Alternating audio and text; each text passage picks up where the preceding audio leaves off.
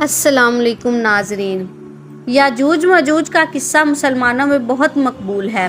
پر اسرار جوڑی یاجوج اور ماجوج کا مختصر طور پر قرآن و حدیث میں تذکرہ کیا گیا ہے۔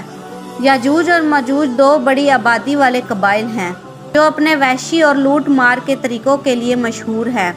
وہ آس پاس کے علاقوں کو لوٹنے کے لیے بدنام تھے۔ ایک دفعہ ذوالقرنین کے نام سے ایک طاقتور حکمران اس علاقے میں پہنچا۔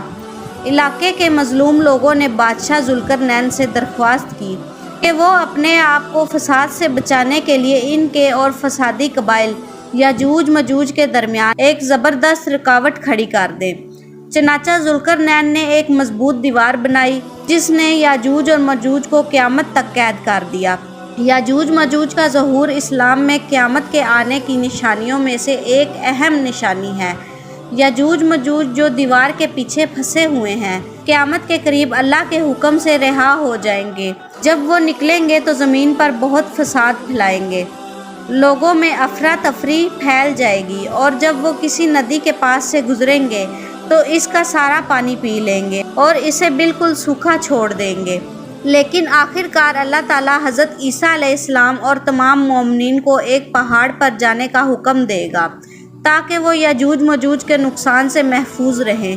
اس کے ساتھ ہی اللہ تعالیٰ یاجوج ماجوج کو ایسی بیماری میں مبتلا کرے گا جو انہیں ہمیشہ کے لیے ہلاک کر دے گی۔ تاہم اس وقت بھی ان کی تعداد اتنی زیادہ ہوگی کہ ان کی موت سے بدبو پیدا ہوگی۔ بدبو سے نجات کے لیے اللہ تعالیٰ گدھ جیسا پرندہ بھیجے گا، پھر آسمان سے رحمت کی بارش ہوگی، اور حضرت عیسیٰ علیہ السلام کی قیادت میں زمین پر ایسے غیر معمولی انداز میں انصاف کا غلبہ ہوگا جو دنیا میں پہلے کبھی نہیں دیکھا۔